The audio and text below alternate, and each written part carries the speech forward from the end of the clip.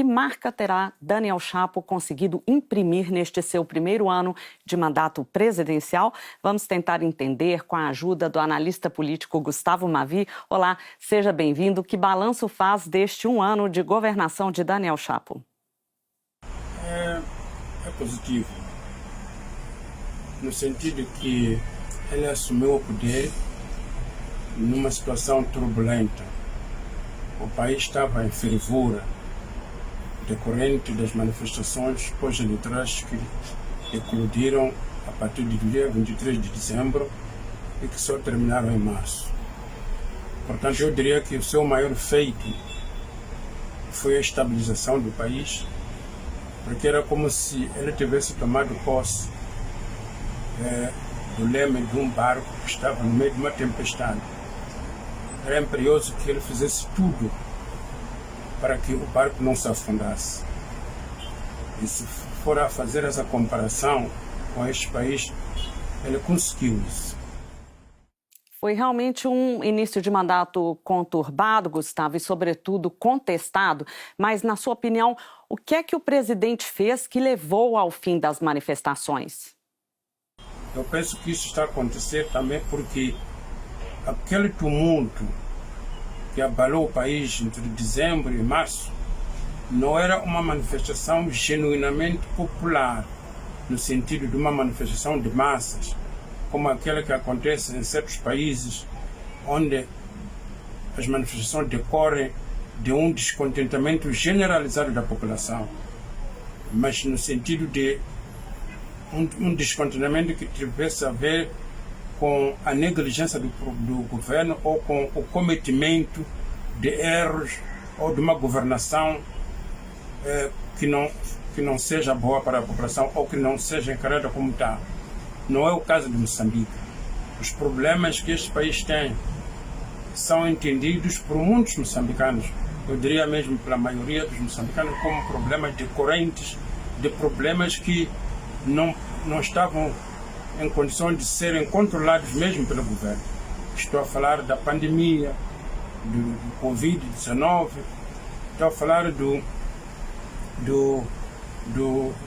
outros problemas como a guerra em Cabo Delgado, as intempéries que têm devastado o país nos últimos 4, 5 anos.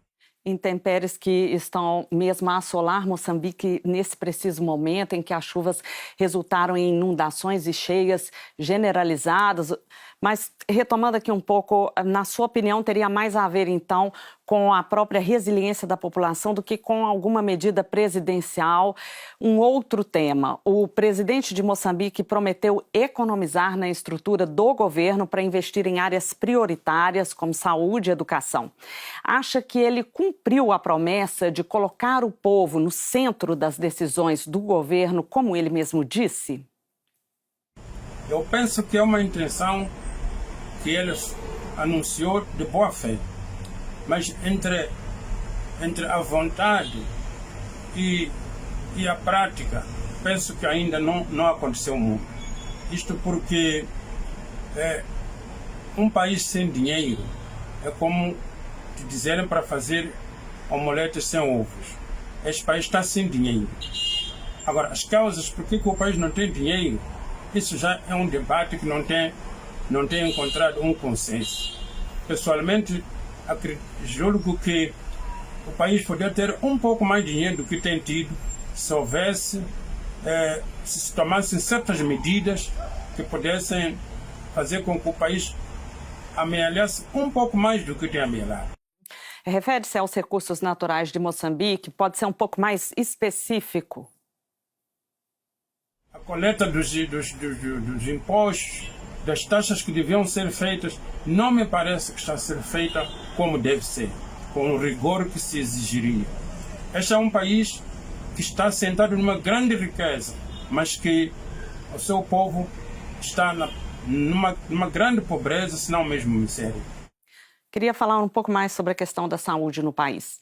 Em entrevista à DW no início do mês, Anselmo Muchavi, líder da Associação dos Profissionais de Saúde Unidos de Moçambique, denunciou perseguição após acusar o governo de ocultar o colapso na saúde.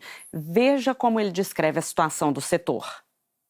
as unidades sanitárias, ressentem-se da falta de medicamentos essenciais, ressentem-se da falta de qualidade do internamento, ressentem-se da falta de alimentação. Estamos a falar de um país onde temos mais distritos e localidades com população extremamente pobre.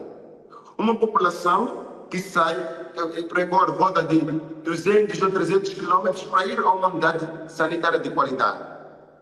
E chega na unidade sanitária, não encontra medicamentos, não encontra alimentação e ninguém nessa família não trabalha. O que acontece? É cristalino que essas pessoas vão morrer. Fortes críticas feitas aí por Anselmo Muchave, líder da Associação dos Profissionais de Saúde Unidos de Moçambique, numa entrevista à DW no início deste mês. Voltamos a falar com o analista político Gustavo Mavi. Na sua visão, o presidente Chapo tem buscado uma solução para resolver esse colapso na saúde? Eu diria que ainda não passou da intenção. Continua a haver problemas gravíssimos no setor da saúde, está quase inoperante, não há medicamentos, não há um pouco de tudo aquilo que é preciso haver no hospital. E a prova disso é que os próprios dirigentes continuam a se tratar nas clínicas e no estrangeiro e não nos hospitais públicos do país. Já é uma prova de que eles próprios não acreditam neste sistema de saúde. Um outro tema de grande repercussão, o não pagamento integral do 13º salário à função pública, gerou uma onda de indignação. O governo havia dito que não havia recursos para o pagamento. Esta semana anunciou o pagamento de 40% do salário básico em fases. Ainda assim, há quem discorde da decisão. Se é para pagar, devem pagar o 13º. Não deve entrar metade, deve entrar por completo. Se a pessoa trabalhou, por que não deve entrar? Deve entrar o valor. É dinheiro da pessoa, merece a pessoa. E a Associação de Profissionais de Saúde Unidos de Moçambique já reagiu e anunciou uma greve. Nós iremos fazer uma greve de mãos cruzadas. Mãos cruzadas significa só abrirmos as mãos quando recebermos o nosso 13º na íntegra e a 100%. E também o governo melhore as condições, aquela que nós viemos desde há muito tempo sentados a discutir com o governo e na mesa de negociação, que o governo colocou pessoas que não têm interesse em resolver nenhum problema no Sistema Nacional de Saúde. Uma medida altamente impopular, Gustavo, o pagamento de 40% do salário base da função pública e em fases. Parece que não vai acalmar os ânimos. Concorda ou terá uma posição diferente? Eu penso que o que se anunciou é quase nada. No sentido que é muito pouco em função daquilo que que a maioria dos funcionários ganham neste país. Ganham muito pouco tempo e se vai pagar 40%, é quase nada. Portanto, é como eu dizia, é como você encontrar alguém que está doente e dar metade do medicamento ou que ele precisa curar essa doença. Não vai curar. Não me parece que vai resolver o problema da indignação que já se fazia sentido. As pessoas vão continuar a pensar que isso é como soprar onde já dói tanto. Não resolve a dor. Gostaria de abordar também o setor da educação. O presidente também enfrenta críticas nessa área, prometeu livros gratuitos e dar uma atenção especial ao setor crucial da saúde, mas não observamos aí um avanço significativo. Por que será assim, Gustavo? Talvez porque aqueles que deviam pôr em prática o que ele prometeu não devem estar a fazê-lo como deve ser. Acho que o governo, os seus assistentes, são os ministros e outros dirigentes deste país, ainda não conseguiram imprimir o passo que seria necessário para que as coisas estivessem como deve ser. E talvez a prova disso que eu digo agora é que ele acaba de levar os seus ministros a assinar contratos de compromisso. Isto me parece que é uma indicação de que não está a ficar satisfeito com o desempenho, não diria de todos, mas de alguns deles, não mesmo de muitos deles. E como resolver essa equação paradoxal entre o pagamento dos salários e melhorias das condições de trabalho de um lado e a falta de orçamento de outro?